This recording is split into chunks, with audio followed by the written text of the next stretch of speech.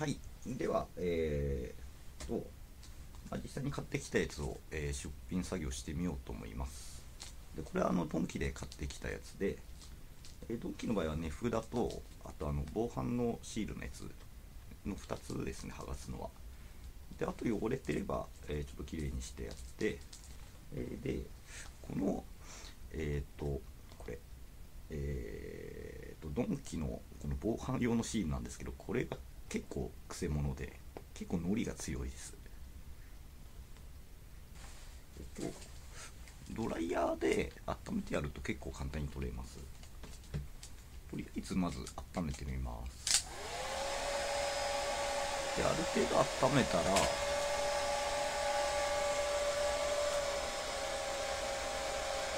りあえず縁だけちょっととりあえず剥がします。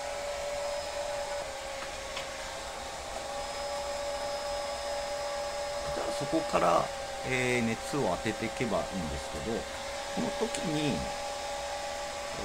ジップオイルも塗っておいて併用すると結構簡単に取れます。こんな感じですね。こんな感じですね。これは結構オイルだけでやろうとするとガチガチにのりが硬いんで結構大変です。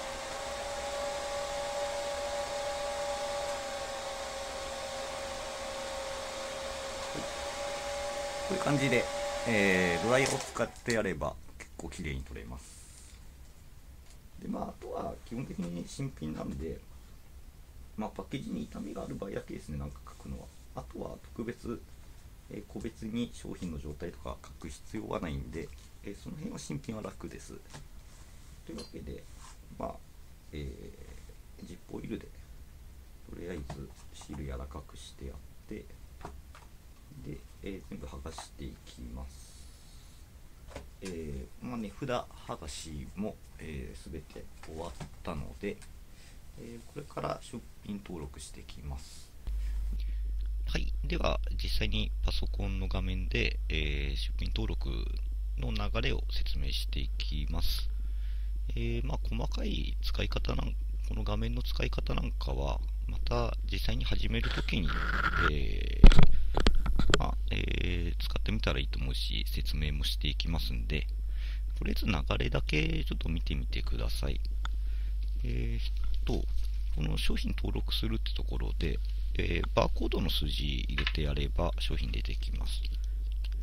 今回バーコードリーダーで読んじゃいます。これは別に手で入力しても構いません。で、検索すると、商品の候補が出てきます。大体の場合は、バーコードの数字に対して1商品なんで、特に迷うことはないと思います。で、間違いなければ出品するというボタンで済みます。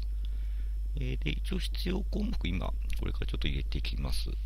その入力は、定型文のソフトで、簡潔にやっちゃいますが、ちなみにこの定型文の入力ソフトは、無料でも使えるやつです。どっかで説明してたと思うんで、なんかリンクなり載っけておきます。で、コメントはこれ新品なんで、特に、書くことはないんですけど、一応新品未開封品ですと。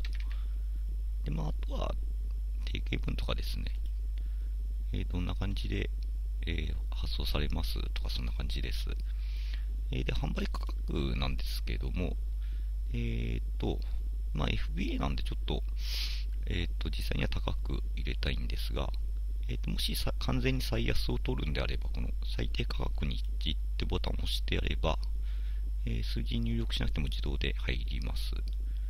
で、適当にちょっと値段を適当に出しておくんで、後で調整します。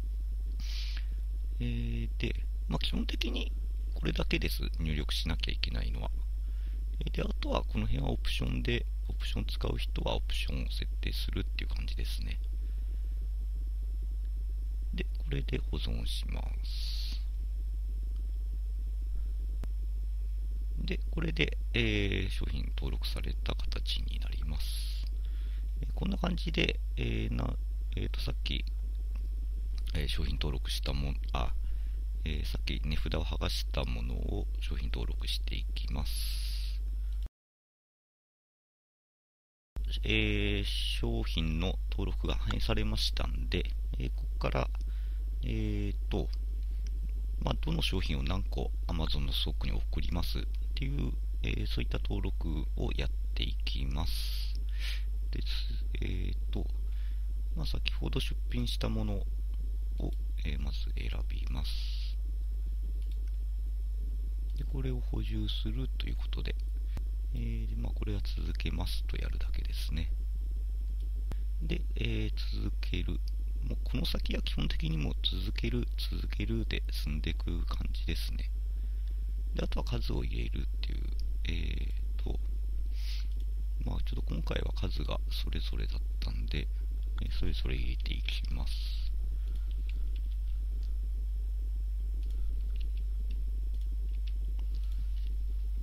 はい。で、これで続ける。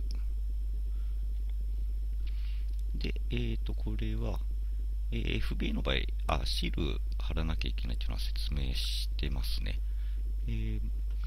ここはただラベルを印刷するだけです。で、この辺もただただ進んでいくだけです。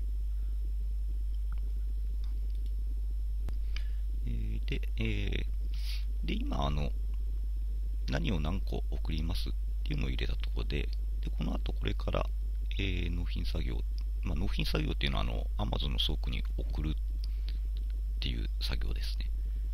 これを続けます。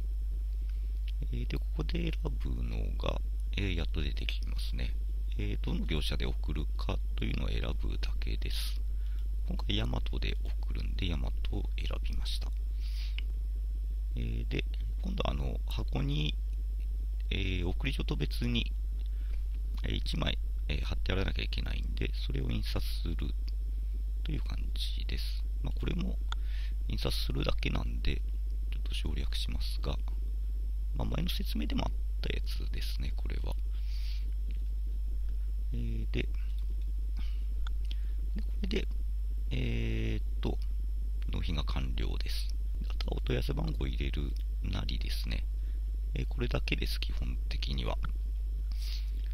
というわけで、印刷した、ラベルなんかを貼って、箱に詰めて、で、送れば、それで完了です。というわけで、ちょっと流れだけですが、こんな感じで実際仕入れてきた後は出品登録をして、で、Amazon の倉庫に送って、それで一連の流れが、終了ということになります。というわけで、ひとまず今回の説明はここで終わりにしたいと思います。では、最後までご覧いただいてありがとうございました。